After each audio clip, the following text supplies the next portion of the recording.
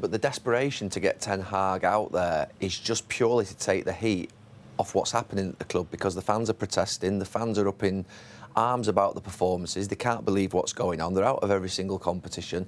So that desperation to get the manager out there is twofold. One, because I think they need to put a manager in place, but secondly, they can't wait to do it just so that they can throw the focus towards next season. It's the old political tactic. But what does he need to do? Well, the problem for a manager there, we mentioned Klopp and Pep and Tuchel. What you want is a manager, if you can, power and control at your club. He hasn't got any power, he's got no control. So it was so obvious what was going to happen when he came in. So whatever the new manager comes in, when it is announced, the club have got to back him. They've got to back him and give him that power and control, and have big decisions with the transfers. From what I hear over the last few years, there's people upstairs making the decisions on recruitment, and it's just backfiring all the time. The manager's got to have a big say. Let's hear now from the man who has the power and control as the Liverpool manager, Jurgen Klopp, with Patrick Davison. Well, Jurgen, if not all of it, did you love most of that? I did, indeed. It is. I don't expect us to be for 95 minutes like completely in charge of the game. I think we were pretty much for 70 minutes completely in charge of the game, and 20 minutes we was not united in charge of the game, but it caused us a bit more problems. They changed obviously in half-time the formation. Maybe not 100% sure already the last few minutes before half-time, but then they changed, took Jones off and brought Sancho. So their high press was different, and our first situation was passing the balls 5-6 times around our 6-yard box and ended up with a corner for them, but of course not necessary. You just see, okay. The first half we were really in charge of the game, and then you wish, of course, that we immediately pick up there and go from there, but it's 15 minutes break, and we needed another, I don't know, exactly 10-15 minutes to be ourselves again, and then we controlled the game again, scored wonderful goals, and won the game. You predicted before the game that they would play 5 at the back. Were you able to exploit that in some of your early play, especially down your right-hand side? Yeah. You knew it was coming? Well, that's a problem. I understand 100% the reason for it. When you see players available, stuff like this, it makes absolutely sense. The only problem is when you usually don't play it, then you have a problem. When you play against a team like us, who is pretty flexible offensively, who is pretty direct after winning the ball. I thought our counter press today was really second to none. I can't remember a better game. It's unbelievable how we won balls back. If you lose a ball against us at these moments, and then with the speed we have, with the desire the boys showed tonight, that's how we scored the first goal. And then you need somebody who plays the pass. I think it was Sadio for Mo. The second one? The first one as well. I think Sadio for Mo, and then, if I'm right, and then Mo squares the ball. Luis in front of the goal alone, great. And the second one was then Sadio for Mo. So a really good game, and wonderful goals, and everybody is happy. Thiago tonight? Yeah.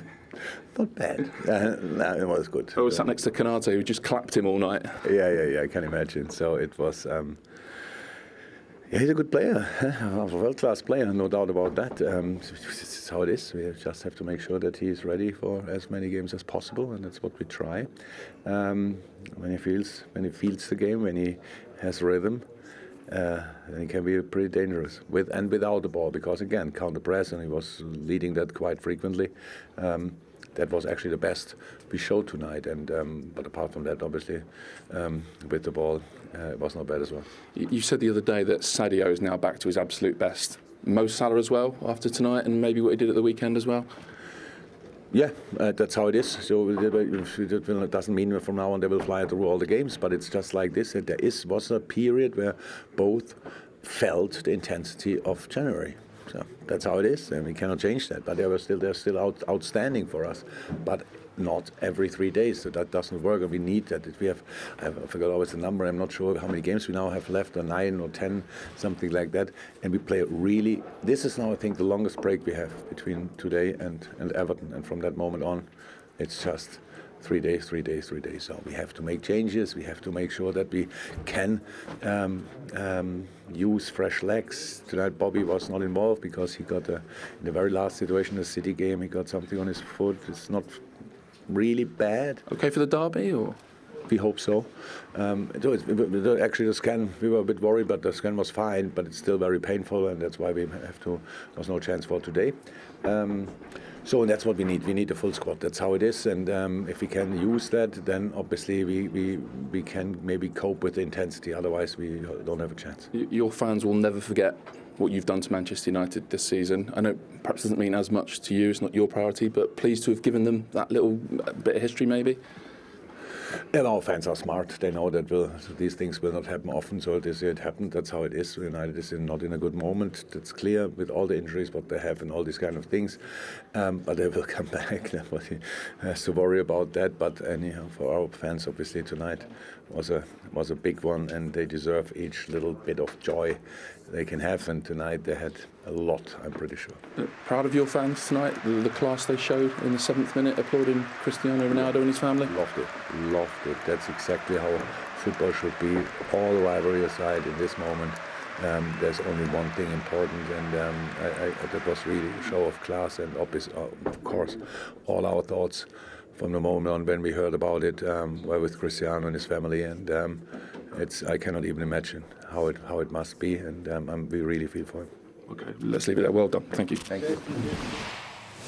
It was a really lovely moment, and of course our sentiments here echo those of the crowd here at Anfield this evening in support and best wishes to Cristiano Ronaldo and his family.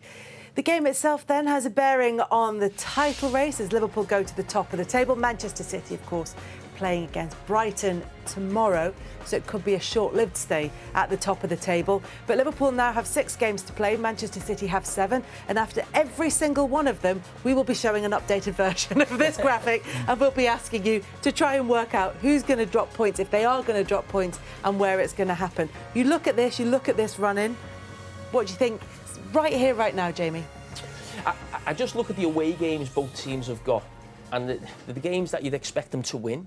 But you just know, even at this stage, a draw is almost like the end of the world. You feel like the title had gone if someone draws a game.